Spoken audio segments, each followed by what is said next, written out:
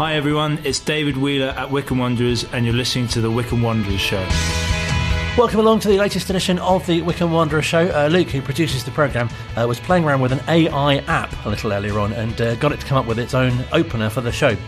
I must admit it was very impressive, but we didn't write it down or save it, so we'll have to stick with what we've got. I hope you're doing well. Coming up in the next hour, we'll, in a few moments' time, hear from Phil with a match debrief. We'll look back at that fantastic 2-0 victory against Portsmouth at Adams Park last Sunday lunchtime. We'll hear from manager Gareth Ainsworth, get his reaction, and look ahead to the trip to Lincoln on Saturday as well. Also, we'll get his thoughts on a hospital visit that he and a number of current players, as well as Andrew Harmon, who you might remember played for the club in the 80s as well, made to Wycombe Hospital and gave over 200 toys to the children there as well, and had some presents for the staff as well. Also coming up, we'll speak live to defender Jack Grimmer. We'll hear from former midfielder Stuart Lewis, and we'll catch up with Jamie Bailey, who you may or may not know is the Wycombe Wanderers Women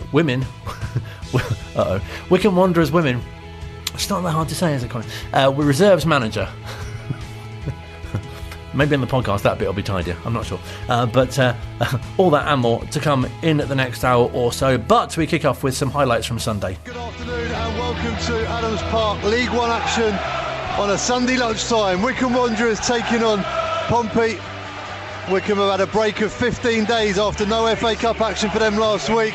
Tapazzoli heads the ball down to a beater. Scowen, that's a nice pass to McCleary. Here's Mametti, his first touch in the game. Cuts the ball back to Hanlon, early doors. Drops to Scowen. First time right-footed shot.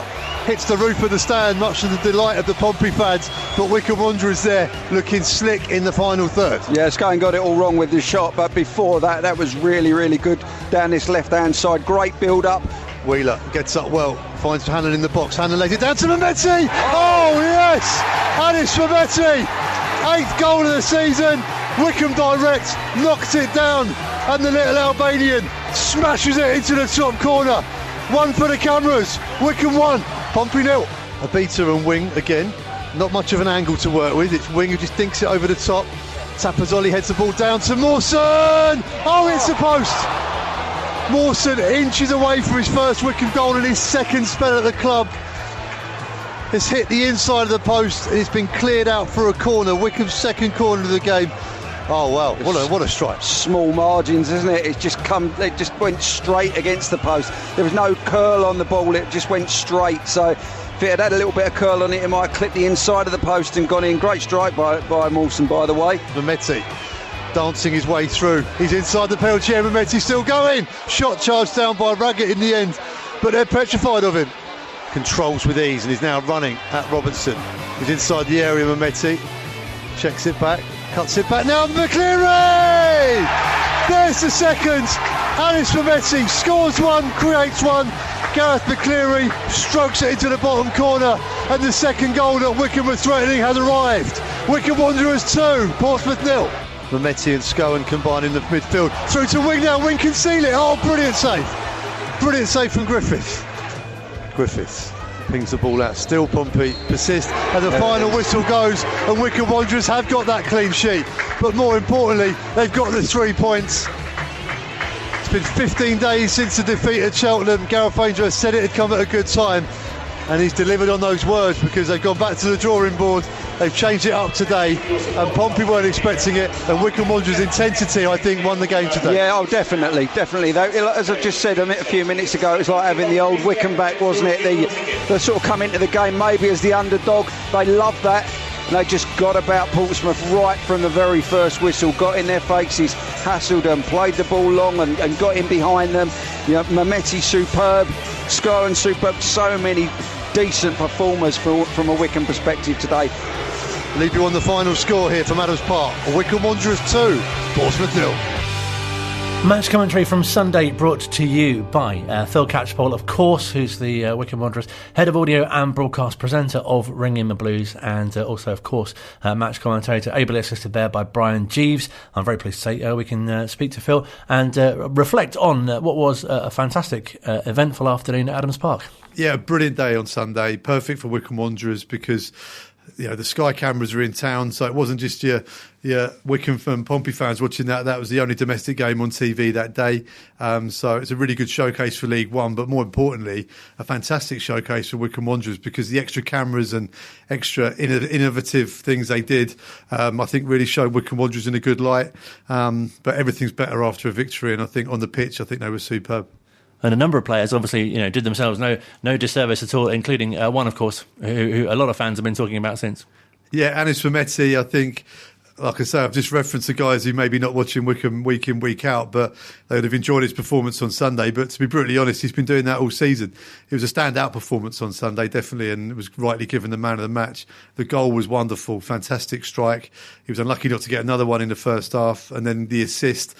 But there were several sort of dazzling runs, and the Pompey fans looked terrified of him whenever he had the ball, as did their defenders. But I've said countless times over the last couple of years, he's the sort of player that people pay money to watch, and he puts you on the edge of your seat.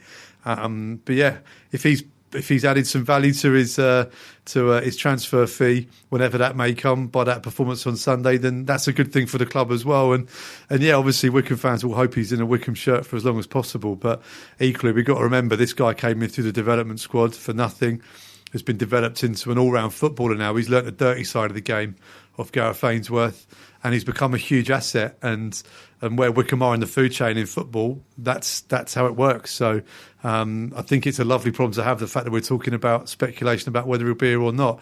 It means he's been playing well and he's been doing good things for Wycombe.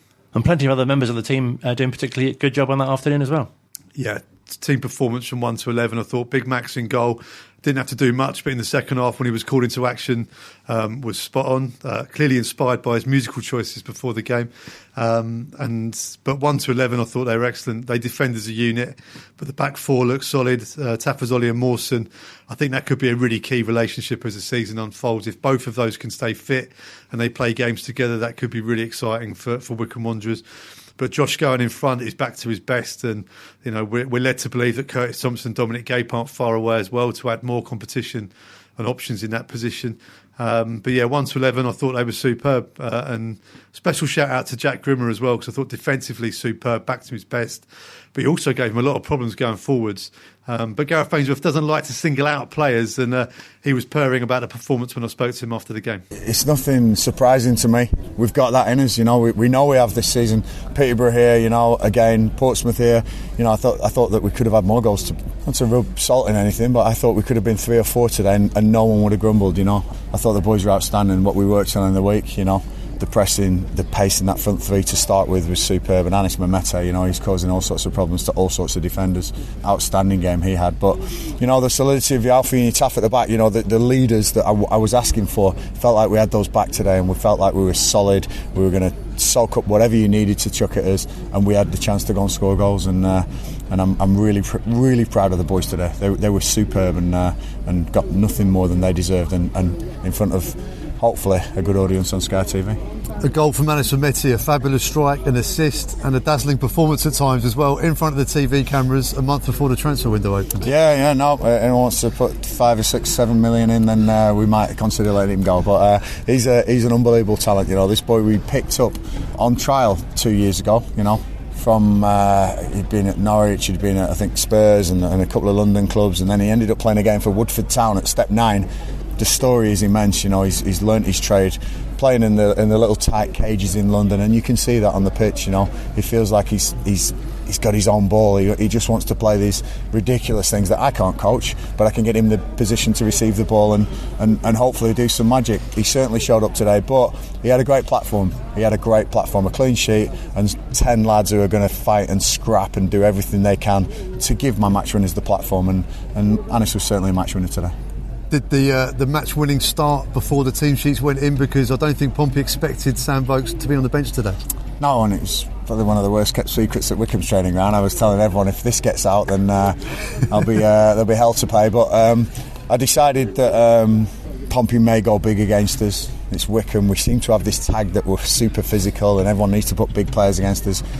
So I went quick. I went pacey up front, and hopefully that made a little bit of a difference and got us up the pitch a bit higher. We were able to turn their back four who don't like being turned. You know, they like things being played up to them. If Sam Vokes starts, we're probably playing up to them and playing to their strength. Whereas when we can get down the sides and playing behind with Brandon, with Anis, with Gareth, with Wheeler, I mean, we have chances then to utilise that spacing behind a big back four, which Danny started with, a big back five actually. You know, he threw me with a little bit of a shape there. But no, as performances go, it's right up there this season, and I've just said to the boys, you can do this.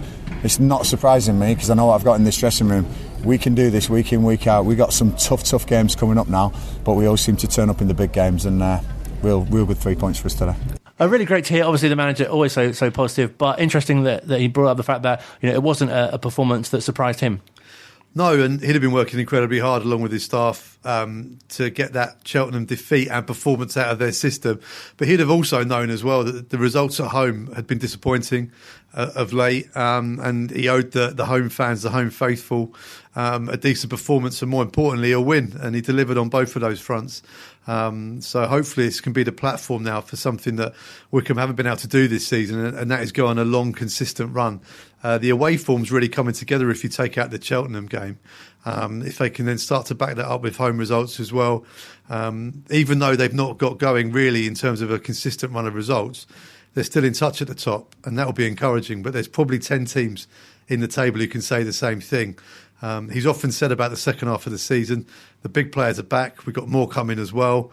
So fingers crossed it's all set for a barnstorming finish as it was last season. You often hear people say, don't you, that it's tight at the top or it's tight at the bottom, also fairly tight in the middle as well. Yeah, a couple of results either way, and it's really frustrating football, isn't it? Had we won the Cheltenham game, we'd be right knocking on the door of that top six already. But equally, there's probably a few other teams saying exactly the same thing, but really fine margins in football as ever, but they're incredibly fine this year in League One. And I think if Wycombe can just find that consistency, they'll be all right. I think as fans as well, you find yourselves, don't you, pointing to moments in previous games. There's been Sam Vokes goals which have been ruled out, and other kind of key times at games which you thought if only, and could have had a few extra points. Yeah, the if only, the mantra of all football fans up and down the country. But yeah, we've all looked through key incidences, results, performances, games, and gone, if only this, if only that. It's one of those, isn't it? But I think looking forwards, they're in a decent position. They haven't got going yet properly in their own style. I think they'd admit that as well. And when they do, I think that the stage is set perfectly for, as Gareth Ainsworth calls it, a fantastic second half of the season. And I hope he's right. Because that's something, as you say, he's been really sort of flagging up to be judged on that second half. Yeah, I think he realised that the key injuries to certain players, the timing of it as well, like having Scow and Gape and Thompson all out at the same time, has been particularly cruel. I think the fact we've now got Tafazoli back regularly alongside Alfie Mawson, Vokesy up top and available, although he didn't play him against Pompey at the start. And I think as well, teams coming to Wycombe Wanderers were kind of knowing what to expect after always saying we know what to expect against Wycombe and then losing. I think finally managers have started to realise what it takes to beat the Wycombe of old. And it was interesting on Sunday against Pompey. Gareth Ainsworth tweaked it a bit and caught them all by surprise and got the 3 points. So hopefully they'll be second guessing again. And Saturday's opposition, another of those teams who are in that pack. Yeah, it's really tight. They could overtake Wycombe Wanderers on Saturday if they win, and that's always a great incentive going into a game, isn't it? If you think you can catch the team above you and overtake them, and they haven't lost at home all season in the league. They've drawn a lot. Mark Kennedy's an old teammate of Wycombe manager Gareth Ainsworth from their time at Wimbledon. He's played top flight football, international football, and he's, after a sticky start, has found his feet. It's going to be tough, this game against Lincoln. They always are. I mean, I don't think I've seen us win there for quite some time. They tend to be draws of late. And like I said, Lincoln love a draw at home already this season. So we'll see. But hopefully with the confidence and momentum from Sunday, Wycombe can deliver another big performance on Saturday at Sincil Bank in what is already, I'm worried about the weather, it's going to be freezing. And as well, it's easy to say, isn't it, but going into the festive period, there's a key run of fixtures coming up, but going to the festive period, there is really a key run of fixtures coming up. Christmas is so important to, not just to the psyche of the fans for getting out and getting to games, but in terms of the fact that a week over Christmas you can play like three or four games within a short space of time. And if you can win all of those, it can give you a massive injection in the league. And likewise, if you lose them all, then you can really drop down like a stone. And in this league, the way it is, it's so tight. I think if Wycombe have a good festive period, they could be really, possibly even above the dotted line going into the new year. You never know. But yeah, like we say, it's I don't want to sound too much like a footballer, but take each game as it comes. But and to use another phrase, they come thick and fast at this time of year as well. But looking ahead briefly, there's the likes of Ipswich, Sheffield Wednesday and Plymouth after the Portsmouth display. Nothing to fear really. Well, they're big teams, and Wycombe will go into some of those being the underdog, which, as we all know, completely suits the narrative at Wycombe Wanderers. We like being the underdog. Perhaps, with all due respect, against the likes of Cheltenham, Forest Green, Cambridge and Port Vale at home, we may have been seen as the favourites in those, and it didn't really work out that way. But we were the second favourites against Pompey, and look what happened. And I understand you won't be visiting any service stations this weekend? No, I'm going by train on Saturday, and that's the one drawback of the train service in this country, when they are running, is they don't stop at the services. Brilliant to speak to you. Thank you very much. My pleasure. Great to chat to Phil and have him on the show. As always, he'll be providing match commentary on Saturday from Lincoln, accompanied by Gabe Sutton as well. And you can hear the interview with Gareth in full, of course, on Wanderers TV.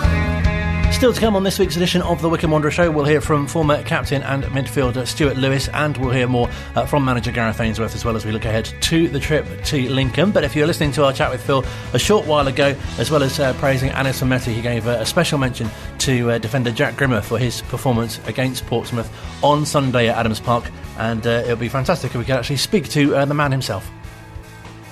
Hello, sir. Hello, mate. How are you? Really good, thank you. How are you doing?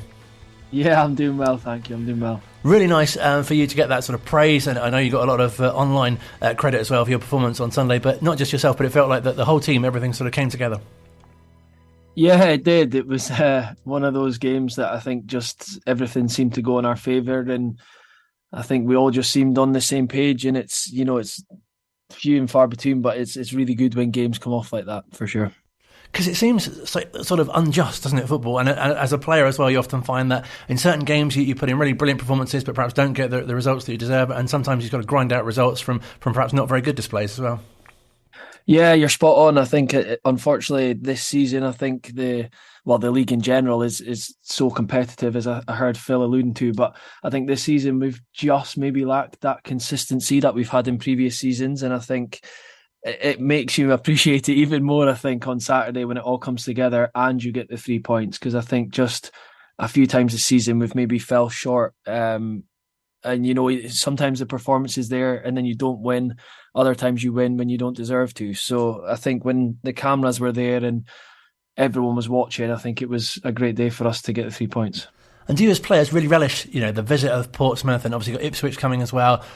Clearly you only take one game at a time, but I guess you have half an eye on some of the teams that are coming in the Christmas period as well. Yeah, definitely. I think the Christmas period is quite a tough time for us. I think we've got, some tough away games going into the new year, Plymouth and Peterborough. And like you say, Ipswich coming to town, which, I think last season they brought a massive following. So that's the games that you want to play in. For myself, and since I've been at Wycombe, we've always relished, I think being the underdog suits us, and we've always relished that challenge to step up. And I think, like I said, if we can just get a bit more consistency about us, I think we can have a very successful season. A lot to be made, obviously, about the sort of size of the character and players that kind of left in the summer for different reasons. But have you felt perhaps a bit of extra responsibility yourself as well with kind of the role that you play as a result of that? Yeah, definitely. I think there's no secret as to the sort of characters. Whatever those players did on the pitch, it was the biggest loss to us was in the changing room. And I think it is time for other players like myself, hopefully to step up to fill the roles that they've left. The gaffer's spoken about it a good few times, and leaders are hard to come by in football. So it is as hard as they were to replace, or as hard as they are to replace. Sorry, I think it's just a stepping stone for other players to step into their shadows. And as well, you might have heard Phil mention a little earlier on, obviously your defensive display on Sunday was excellent, but also going forward, that must be something you enjoy as well. It is, to be honest. Yeah, I think. As a defender, obviously your job is first and foremost to stop attacks, which seems sort of less constructive. But I think the more enjoyable part of it is definitely starting attacks or, breaking forward. And the thing I loved is when you break forward, you're running forward and you hear the crowd roar, and it's a feeling that, you know, can't be replaced. And doing your bit to keep a clean sheet is obviously the first and foremost the best thing for the team. But, you know, if you can help contribute to a goal in any way, then it's you know, goes a long way to helping 3 points.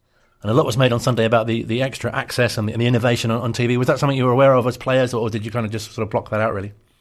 Yeah, we got told about it in the build up to the game, and you know, the minute you walk in the change room, it was slightly different because there was cameras there. There was, you know, normally the change room is your sort of domain that no one kind of bothers you and no one's asking you questions, and you can just sort of focus on the game. But I think on Saturday, you know, there was reporters and journalists and things in the changing room, and the cameras were there for the full time, which I didn't actually mind, to be honest. I think it is good from a player's point of view. I think the more you can include the fans, the better, I think, you know. And I think I watched the game back on Sky, and I seen the different kinds of access that they were getting, you know, even down to the referees meeting before the game, which I thought I'd never seen before, which I think it's only a good thing. And I think it's definitely the way football's going. So I think if there's players out there that probably don't think it's a good thing, then they probably just have to get on board. It really does make you appreciate the role of the referee as well, and the positions that he needs to get into, and obviously, you know, where he goes depends on what the play's doing, obviously.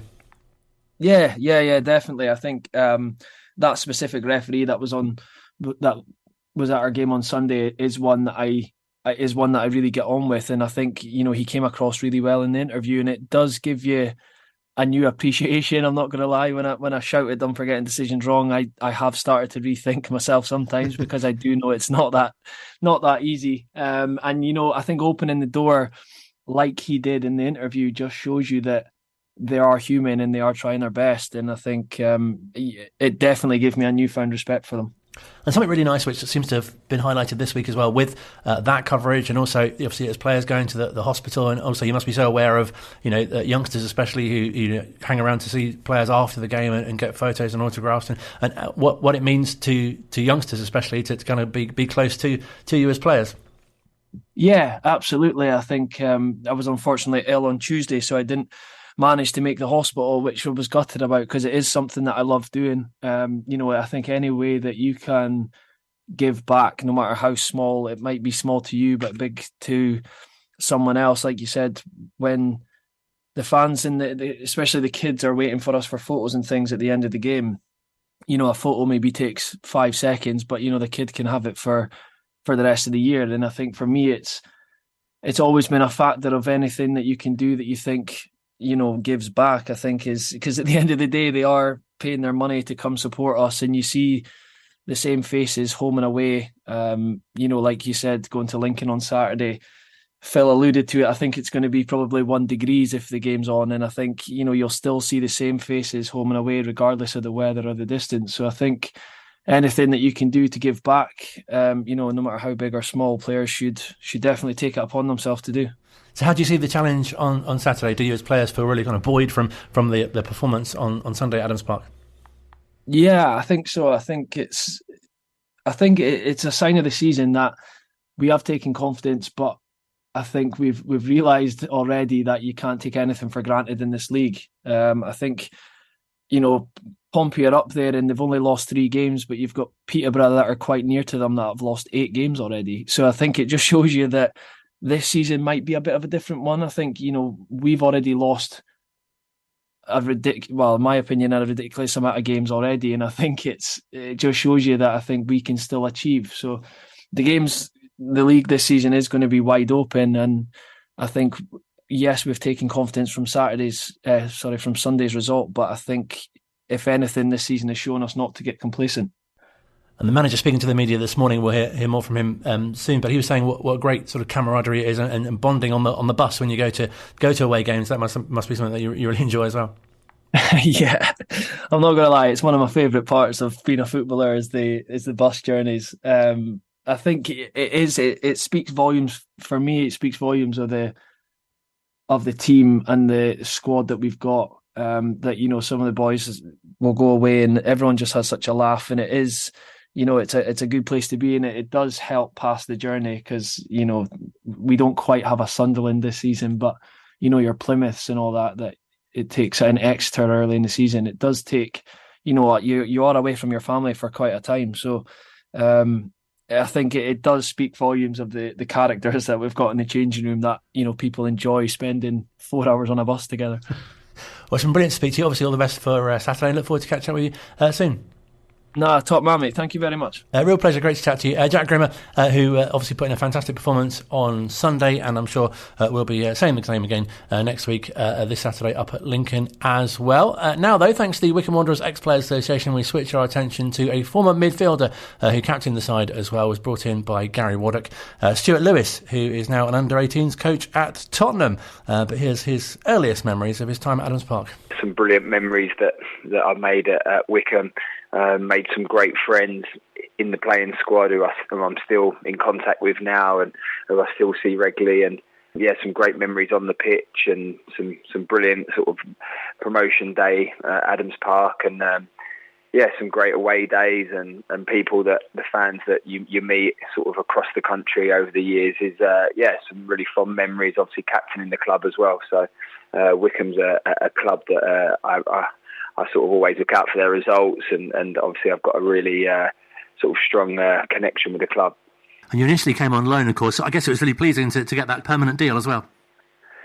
Yeah, obviously I joined from Dagenham. I could have joined in the summer, but at the time I felt obviously wanted to play in League One and sort of play as high as possible, but the opportunity arose again to join Gary Waddock, and he was a manager that I'd always wanted to play under, and I always spoke really sort of freely with him, and he got the best out of me, I feel like, in that loan spell, and I played really well, and straight away it just sort of clicked for me, and we went on a great run, and I think in the January we made it permanent, and it was just a no-brainer really after the sort of level of performances that I hit, and the team were winning, and obviously promotion was on the cards really for the remainder of the season. Unfortunately we did that, but it was a really fond memories of that time, and I look back on it now, and I think it was myself and Josh Parker signed one evening against Torquay, and we were actually I think 2 or 3-1 down, and I came on and I made 2 big tackles, and I remember the crowd sort of must have thought, oh, who's this guy, like, you know, who's coming on the pitch, and I just wanted to make an impression, and Gary Waddock pulled me on the Friday before at Chelmsford at home and said, your tackles changed the game, I felt like, in our favour, and I want you to do that tomorrow, and I think from there I didn't really look back, to be honest. And I'm sure fans that hear you say Torquay and obviously cast their minds back to when you captained the side on that incredible day. It must have been such a roller coaster of emotions to be part of that team. Yeah, it was, and I probably look back at it now with sort of mixed emotions, really. I think it was brilliant that we stayed up, and that day was just bizarre, really, because I think sort of we were like waiting on other results, and Gaz said all along that just worry about our results, but probably collectively to be in that position that season was disappointing, and me being captain at that time, I felt that probably took a lot out of me that season, and I took a lot on my shoulders. I was sort of, I look back on it now, like relatively quite young and in my playing career at that time, and I probably took a lot on, and I was disappointed with where we finished really with what I felt like we could have achieved that season. But actually in the collective, looking back on it now, it was good to get that result, and it was a great feeling knowing that we could have been sort of in non-league football. And it really feels like quite a special group, doesn't it? At that time, obviously, there's Joe Jacobs and Alfie you mentioned, and Josh Scowen's still there at the moment. Yeah, I think Gareth sort of started to build a real good squad in those days, really. Obviously, Matt Bloomfield was a huge part of that, and was part of the club for a long time. And Josh was sort of starting his career and went on to achieve really good things. And people like Alfie Mawson was a great loan move, and then Joe Jacobson come in. So, and those players, obviously, some are still there now, and some have come back. So, I think what Gaz built was incredible, really, and probably the Torquay was the start of it. And unfortunately, for me personally, I left in that January, 6 months after that, but I think for what Gareth did and where the club have gone on to has been brilliant, and I'm really pleased to see the Wycombe fans having great moments over the last sort of probably 10 years, and to get to the Championship was brilliant for the club and for the whole area, really. Did it feel like a real period of uncertainty when Gary left and Gareth took over, or did it feel like something quite exciting and new was starting? I remember the time quite vividly, actually, because obviously I had a really good relationship with Gary Roddick. I still speak to him now in my career, what I've gone on to. I still speak to him sort of occasionally, and he was a brilliant manager and a brilliant guy.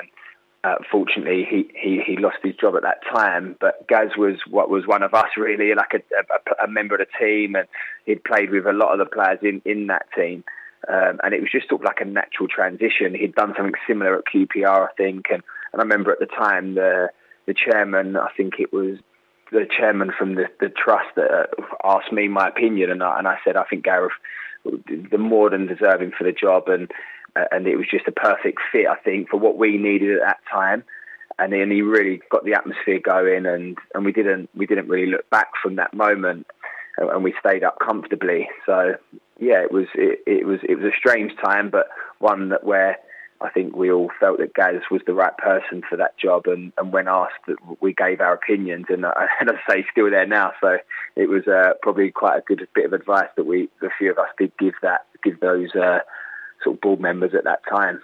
It's a fantastic sort of, as you say, achievement to see how far the club's gone, and that the manager's been given the time to build what's a brilliant sort of culture at the club as well.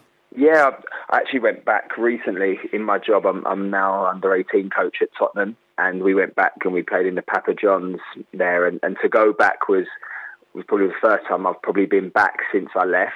And I think to see how I had spent an hour with Gaz before the game, and I think to the job he's done's been unbelievable, and that longevity in football you don't always get, and probably that's now shown in results and the culture that's been created and the moments that the club have all shared together. And I think Gaz has epitomised that, and fair play for the backing he's had, because there might have been certain times when he was under pressure and people backed him, and vice versa when he maybe could have moved on and didn't. So yeah, it was great to go back and to see how the club have progressed, and it was great to have a chat with him. And I think now there's analysts, and the staff's got bigger, and it's just obviously that's happening in football, but credit to the club for taking it in the right direction, and I think that's now showing with where it is in the football pyramid.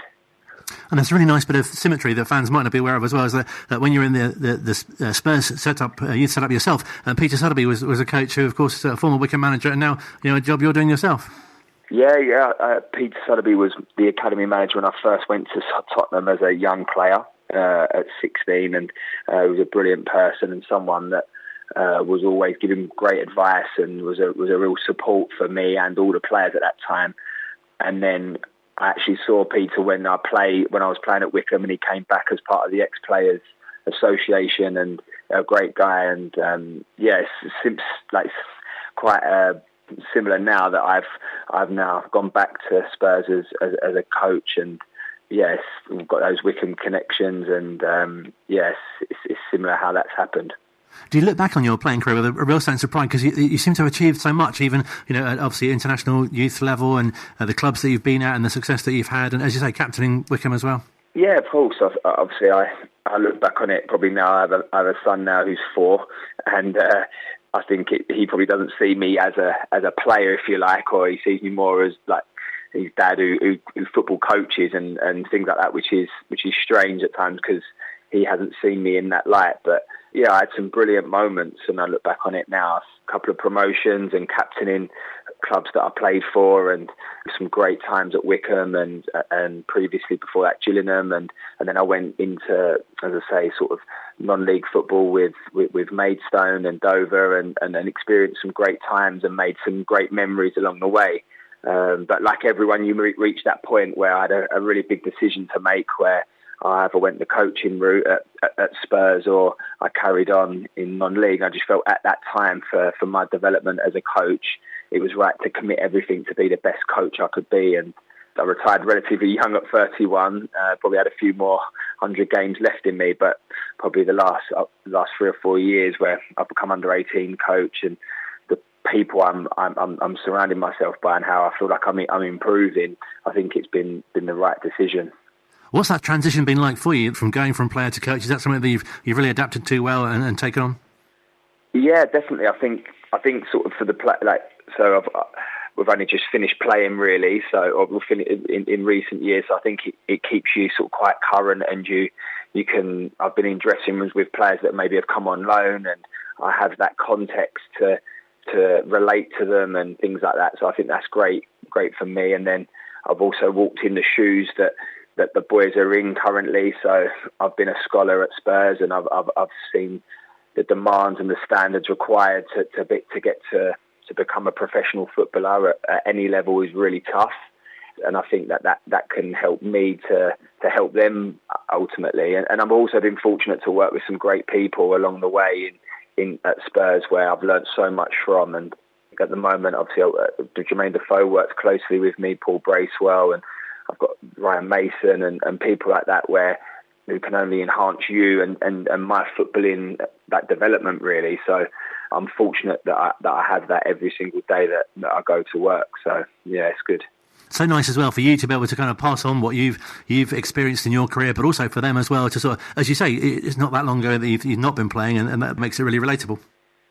Yeah, I think so. I think there's a few things from that, like the experiences, if you like, as well, of what they've got in front of them, and some of the days that I experienced as a player, you can't even put into words. Like when you work so hard for a promotion, or it all comes together on that evening, or the experiences of a Torquay away where you're just thinking, right, there's probably a 90% chance we're going to be non-league club tomorrow, but then unbelievably we stay up. Or the friendships that I've got now, like you're trying to give the lads all those messages of standards and hard work and work ethic, and at some point in the next 10-15 years the experiences they'll get. And football's the best job in the world, isn't it? So it's not really a job really. So it's just saying, don't waste a moment, don't waste a session, don't waste a day. And hopefully those messages from myself and the other staff that I work with can help them on their footballing journey. And just finally, overall, how do you look back at your time at Adams Park? Fondly, really. I think fondly. I'm probably disappointed how it ended, if I'm being honest. I think to leave the club probably in January and I think they end up losing to Southend that in that promotion final I'm probably disappointed how it ended, but the part before it was really, really good, and I played some great football there and I enjoyed my time. And as I look back on it fondly, and have made some great mates along the way, and I think the fans and for where the club's gone to now, they thoroughly deserve it. So yeah, really good, and obviously hopefully they can push on this year and get in and around those playoffs and hopefully get back to the Championship in time. So really fondly.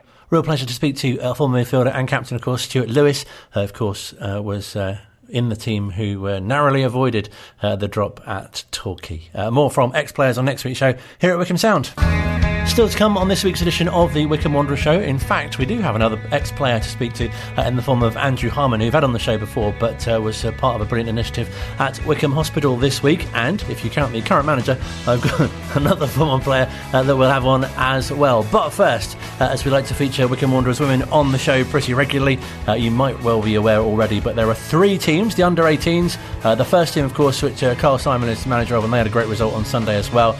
We speak to players and coaches as well, regularly like to raise the profile of Wycombe Wanderers Women. This week it's the turn of the reserves, and I've been speaking to manager Jamie Bailey on his thoughts on how things are going in the reserves. We got to the top of the league, started off quite well, slightly had a bit of a moment where we didn't really do too well, but then from then on we've kicked on again for another round of good performances. Really good to start off with. And really nice as well that the reserve team provides such a great pathway for players to go through to Carl's team as well.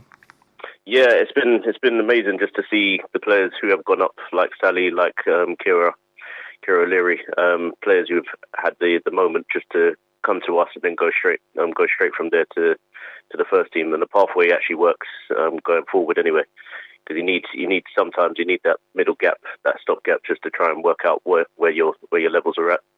And then that's where we provided that opportunity for players to have that moment of playing in adult football and then bouncing on into the first team as well. And what's impressed you the most with the way the players have performed so far this season? individual performances have really helped, but I think overall the teamwork within the reserves has been the biggest thing in terms of how we play, what we do in order to ensure that everybody has a good game. Having the chats on the sidelines, making sure that everybody understands their roles going into the game, and also moments where it might be going wrong, but making sure that everybody understands that it's still working in our favour. And as well, it's the league, obviously, you've had success in the Cup, especially recently, going through on penalties. That must have been a fantastic, great display that pleased you too. I will probably admit to this one, but I was extremely shocked just simply of the performance, and it was amazing to see. Incredible performance from both teams. In fact, it was a draw to get to penalties, and I think we did all right all the way to the end. But then even better, an incredible performance in the penalty shootout. And a real great strength to show in the team that, you know, they're doing so well in the league, but also in the cups as well, fighting on both fronts, if you like. Yeah, it's been one of those where we knew what our targets was for the season, and we've stuck to them as much as possible, making sure that the right players have been in the right places and keeping the camaraderie to a great standard between everybody, regardless of whether they moved into the first team or came back down to us. That's been the whole point of reserves, to be fair. And it's worked in our favour, and we're in a good spot for the rest of the season going forward. That must really please you as well. That's something which really stands out, the sort of moving in both directions, if you like, and the way that the reserves work in that way. Yeah, so having players coming from the under-18s, obviously they would have played the day before, just allowing them to sort of understand the environment within adult football and seeing what the differences are, going from youth football to adult football on a Sunday especially, and then coming into us really putting in their marker and saying, I can compete with the players in an adult league, and then having players coming from the first team down and having them still, they might not have the confidence at the time, but coming through to us and saying, you know what, we want to just continue playing football, getting a confidence back to one day, and possibly very quickly get back into the first team. So it's been a good motivation for everybody to come through. With the reserves that have already been there, we're talking about Emma Dean, we're talking about Chelsea Reeves, those within the leadership roles, Ellen as well. We've all had a part to play in the movement of players as well.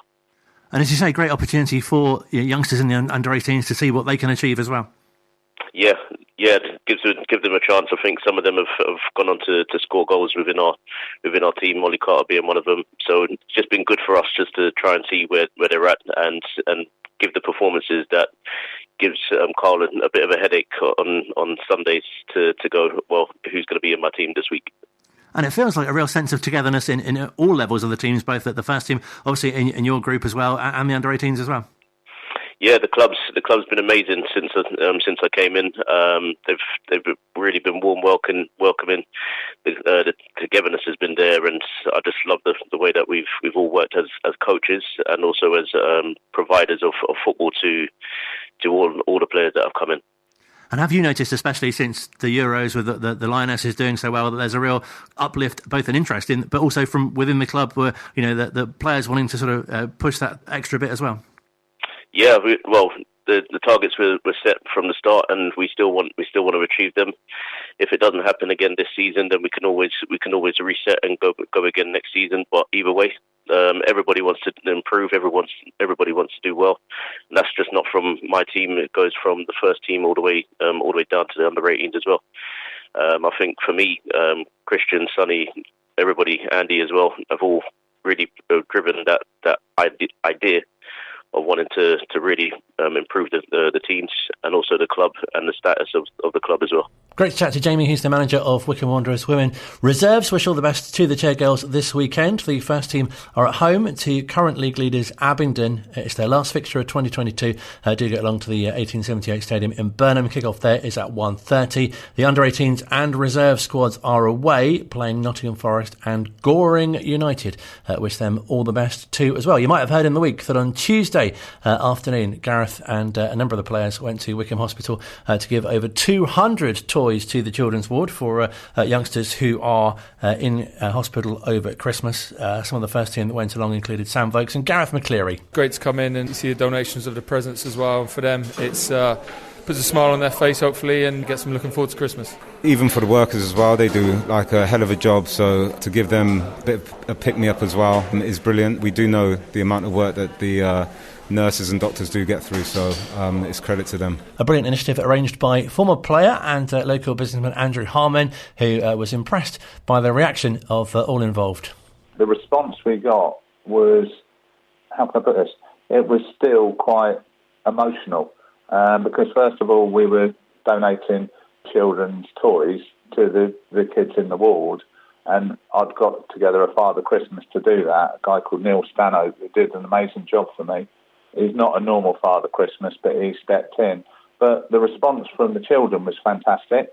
The response from the mums, and some of them were overcome with emotion, and also actually the people working on the wards, from the porters to the nurses and the sort of doctors, and just actually it was a number of them asked for, can we have a photograph with Santa Claus? And it was sort of quite motivational just to give them a little bit of a lift. And so we walked around the wards, a number of wards, just saying hi really, and kind of if we can do a little thing like that when it's a tough time at Christmas, that to me is just it's worth millions of money, because those people do a sterling job for the community. And really goes to show as well sort of the power, if you like, of football, and brilliant to be able to have that opportunity in the community. Obviously, as a former Wycombe player yourself, nice to have that kind of link with the local hospital, but also, as I say, to see how much it means to the youngsters when footballers come and spare that bit of time to give them presents as well. You know what, that was really impressive, and I think they enjoyed it. And one of the guys was playing a little five-a-side game with some of the kids, which was lovely to see. And just, Gareth, I know, has got a great heart of reminding the footballers of the importance of working with the community, and that came across. Just the guys that came to see us were, they were keen to support and learn more. And I know some of the nurses were keen to get their photos with them. So that was also so not just Santa, but with the footballers. So that was quite nice. A great time had by all at Wycombe Hospital this week. Don't know why I found that quite so funny. You can hear more from Andrew if you check out the Listen Again feature on the website. We played out the chat with him in full on this morning's mid-morning at around 10:30. Now, though, we'll cover that subject with the manager in a few moments' time as well. But here's Gareth Ainsworth's thoughts on that fantastic display and result on Sunday against Portsmouth. Yeah, great performance for us. It's weird because it was Sunday, so we had Monday as a down day and then Tuesday in training, and today and tomorrow we've got to prepare for Lincoln City, So it's no rest for, it's not the wicked, is it? It's no rest for the successful boys on Sunday. They've got to be back in and make sure that they keep those performance levels consistent, because that was superb. I thought we could have had one or two more goals. Brilliant to have it on TV in front of everyone. Great advert for League One football and definitely for Wycombe Wanderers and what we're doing here. It was a proud moment to beat Portsmouth, where historically that's a team that's come to Wycombe, and it's been, wow, Portsmouth coming to town. I think last few years has been, we can compete with these, and we well showed that on Sunday. It was interesting in your post-match comments, Lee, it wasn't a surprise to you. It just felt like everything came together, didn't it? Yeah, we worked really hard in the week. I changed tactics slightly, and it doesn't always work, but when it does, it looks nice and it goes well. And I thought that the boys put in the plan to perfection, really did. It was a real good performance from everyone, and some cracking goals. And Anis again shining as he is doing, coming in form at the right time. But it's a brilliant advert, like I say, for where Wycombe is after years of sort of building and turmoil, and finally becoming this team now that people have got huge respect for. And what were your thoughts overall on the extra cameras and the extra access on the day? Yeah, I enjoyed it, Colin. Yeah, talking to a bit of an extrovert here, so it's quite at home for me. I think there was certain things I didn't agree to before the game, pre-game, and I'm glad I didn't, because it could have been some sticky moments for me. So everything that I agreed to, I planned well, and I was pleased. Nothing got in the way, and glad to see so many people got so much footage. And it's the way football should go now. I think there's time, and don't be scared of it, embrace it, but make sure there's the respect line between the the content and what's being said, in personal and private moments. And what was your initial reaction to David Craig's outfit? Absolutely shocked. I didn't. I'm not sure it was rock and roll. There's a title in there for it somewhere, but I'm still sussing out what that is in my head without offending anyone. He was a one-off, wasn't he? And the leather jacket. I think he made a brilliant effort, but it was more Lemmy on a bad day than anything. And I've got to say that I think he sticks to his suits and his day job really well. He looked a little bit uncomfortable at times, but I loved him turning up in that. It was a brilliant moment and fun to share the journey in with him. It did seem quite specialist. It sounds like I guess a bit of a cliche, but would you say Sunday feels a bit of a turning point? So hopefully things can build from here, and you'll get more consistency as well.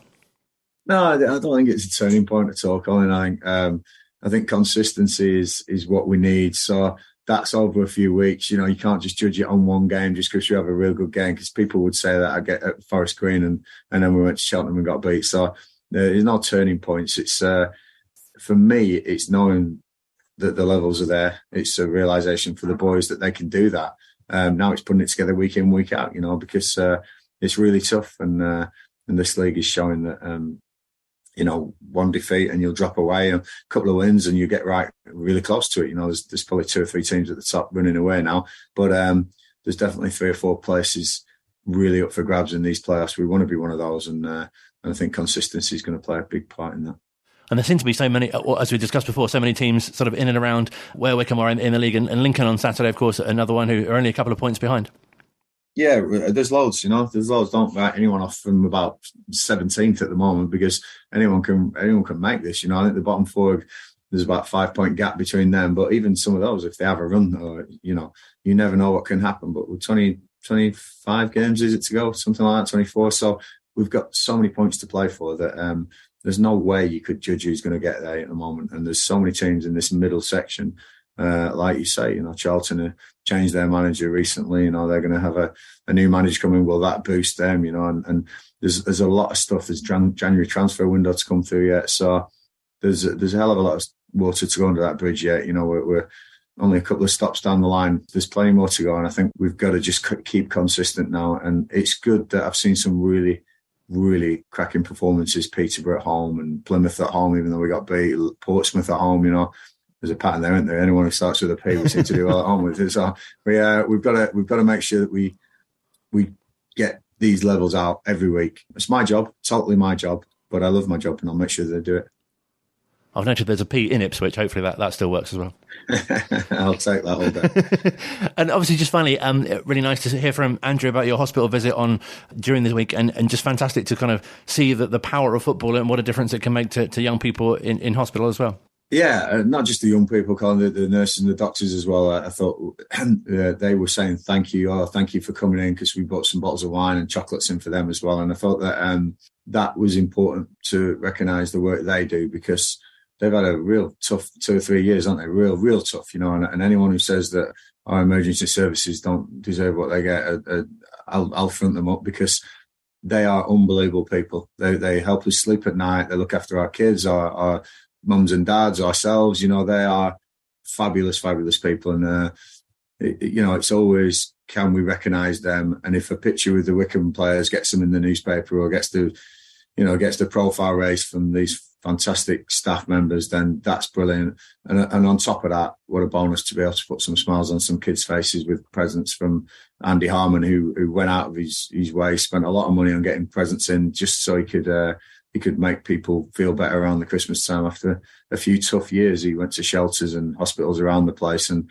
he deserves the plaudits for this one.